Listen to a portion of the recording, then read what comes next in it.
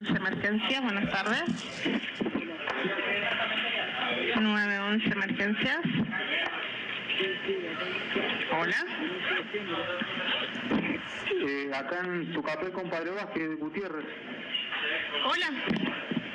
¿Me escucha? Sí, ahora sí. Dígame qué emergencia tiene. Bueno, le estoy diciendo que hay violencia de género acá en la calle Tucapel con Padre Vázquez. ¿De qué departamento? Hola.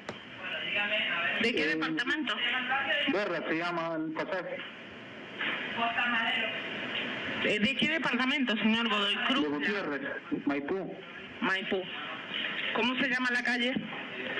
Berra. Está entre Tucapel y Padre Vázquez. ¿La numeración de la casa? 83. No me figura la calle, señor. Sí, si se figura en Golden más, está señor. ¿Usted es policía o no? Hasta luego, señor. Buenas tardes. Hasta luego, señor. Buenas tardes. 5 palabras que le cambiaron la vida a Florencia. 5 palabras que no le ayudaron en nada. 5 palabras que ignoraron una realidad y que hicieron que Florencia sea asesinada. Intento de abuso sexual, fractura de tabique y cráneo, varios golpes, un corte en el cuello, quemaduras post-mortem y descarte en una zanja.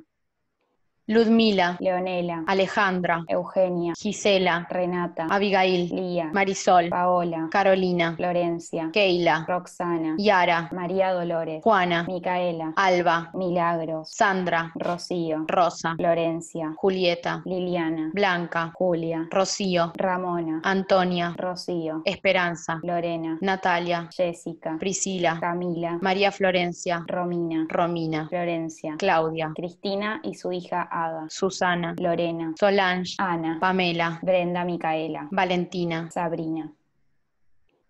Se termina el año y con él se fueron muchas víctimas de femicidios. Muchas, en serio. Al 20 de noviembre las víctimas fueron 265 niñas y mujeres, 265 víctimas de violencia machista y patriarcal, de una justicia que no funciona, de agresores que en gran parte siguen viviendo como si nada hubiese pasado. Viven de su impunidad, de su violencia, de sus aliados, y sabiendo que van a salir ganando, porque lamentablemente siempre encuentran la manera de cubrirse. Pero hoy no nos vamos a centrar en ellos. Hoy les recordamos a ellas y a nosotras. Les rendimos homenaje y nos abrazamos. Hoy buscamos seguir concientizando y seguir buscando una justicia con perspectiva de género. Hoy buscamos justicia por todas y cada una de ellas. Seguimos luchando porque mañana le puede tocar a cualquiera de nosotras.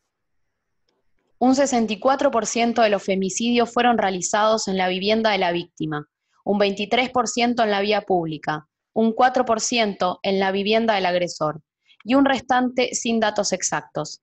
Es importante destacar la inseguridad que tenemos en nuestras propias casas, particularmente en un contexto de pandemia en el que debemos mantenernos adentro. Reiteramos, el 64% de los femicidios fueron realizados en la vivienda de la víctima, en el lugar que se supone una encuentra su seguridad. En el 43% de los casos, el femicida fue la pareja de la víctima. En el 20% fue la expareja. Otros porcentajes representan a familiares, conocidos y desconocidos. En resumen, el 80% de las víctimas conocían a sus agresores. De las 265, 61 víctimas habían realizado una denuncia o medida judicial. Ni de esa forma se salvaron de ser asesinadas. ¡Qué ineficiente el sistema judicial! Parece mentira pedir justicia cuando ésta debería de cubrirnos y escucharnos. Parece mentira pedir una respuesta. Una niña menor de 15 años y una adulta mayor son asesinadas cada 18 días. Esto confirma que la violencia machista es un problema estructural que nos atraviesa al conjunto de las mujeres de manera intergeneracional e independientemente de nuestras diversidades. Cada una de las 265 vidas, junto a las que aún no han sido contadas, valen y demuestran nuestros miedos y la necesidad de un cambio social y cultural. Que ellas no sean nombres, que no sean números. Son víctimas de un sistema machista, son víctimas de una historia selectiva, de una justicia ciega y una maldad egoísta.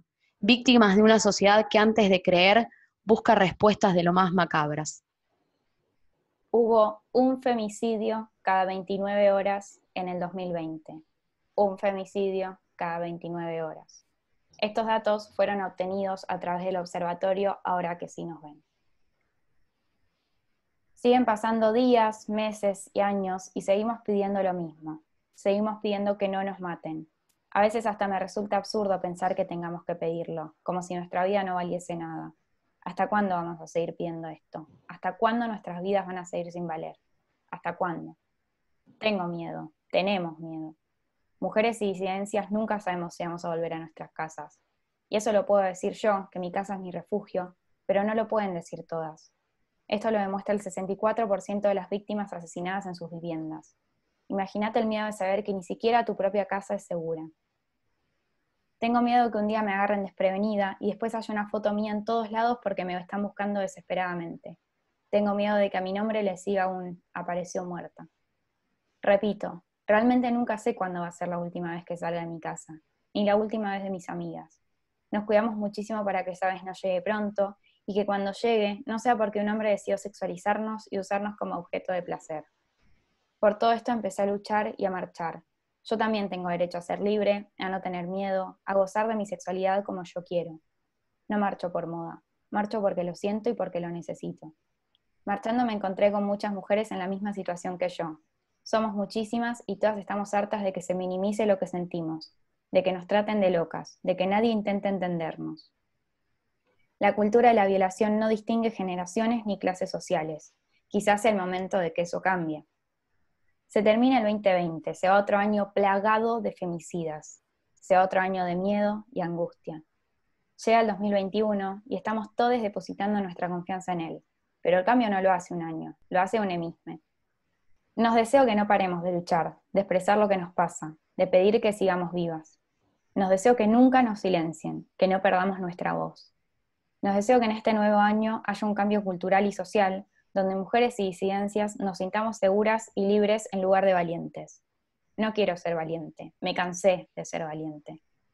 Nos deseo que dejen de exigirnos a nosotras que nos vistamos de cierta manera, actuemos de tal otra, digamos o callemos ciertas cosas. Nos deseo que empiecen a educar hacia el respeto, el cuidado y la libertad de todos. En este nuevo fin de año, vuelvo a pedir lo mismo que pido hace ya varios años. Paren de matarnos. Vivas y libres nos queremos, ni una menos. Datos, números, preguntas incómodas, fotos expositivas, mensajes de ayuda, llamados sin respuesta, un dedo que te señala. Algo habrás hecho. Varias veces escuché decir, o escuché que me aconsejaban dejar de preocuparme tanto, que no podía desconfiar de todo o no podía salir a la calle con miedo, que no hacía falta llamar a mi amiga si no me avisaba que llegaba. Cada una de esas veces sentía la necesidad de hacerlo con más fuerza. Cada una de esas veces sentía la necesidad de gritar por cada piba a la que le habían dicho lo mismo y terminó tirada en una zanja.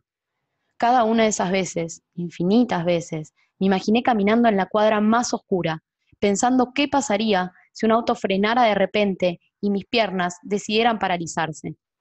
La sociedad se destaca por naturalizar estas situaciones como si fueran una sección más del diario. Así es como todos los días vemos una piba menos. Pasamos de canal por inercia y volvemos a nuestro privilegio, estar vivos. Realmente me preocupa quienes me cuestionan mis precauciones, mis llamados de atención, mis paranoias. Me preocupa quienes se concentran más en etiquetar mi posición que en entender el mensaje. ¿Por qué hay que seguir explicando o justificando la necesidad de tener una educación con perspectiva de género? ¿Por qué mi incomodidad es cuestionable y la tuya indiscutible? ¿Por qué hay que seguir defendiendo una educación sin estereotipos, discriminación, sexismos y violencia? ¿Qué es eso que hay que explicar? ¿No es acaso injusto que mueran pibas y sigamos encontrando razones para defenestrarlas y decirme a mí que no tenga miedo? Me carcome la cabeza hacerme una película cuando salgo. Me carcome la cabeza saber que una amiga está sola. Hablar de femicidios y hacer un conteo a fin de año no parece más que otra lista del mercado. Aún así, curiosamente, aparece solo en páginas especiales. No vaya a ser que incluyamos estas estadísticas al nivel del ingreso del país, por ejemplo. Yo, en esos números, veo la cantidad de posibilidades que tuve de haber estado en esa situación. Porque el femicida no tiene parámetro, ni edad, ni clase social. No hay confianza, valor o comodidad que aparte una cuota de miedo. Pero ya es tarde para replantearse ciertas cosas, ya es tarde, es cansador, porque tenemos la costumbre de llegar tarde. Pero no es tarde para tener conciencia y entender que no nos queda otra, para enseñar en igualdad, en respeto, empatía y realidad, para enseñar a tratarnos sin competencia, entendiendo lo importante del consentimiento y así erradicar de raíz las 1001 formas que tomó nuestra cultura para darse el gusto de darnos miedo. Tener miedo no es exagerar, tener miedo es una tortura. Tener miedo no se elige ni se quita tan rápido. ¿Quién sigue ahora? Cuídate, cuidalas, cuidémonos. Por las 265, las anteriores y las futuras. Por ellas, por vos, por todas.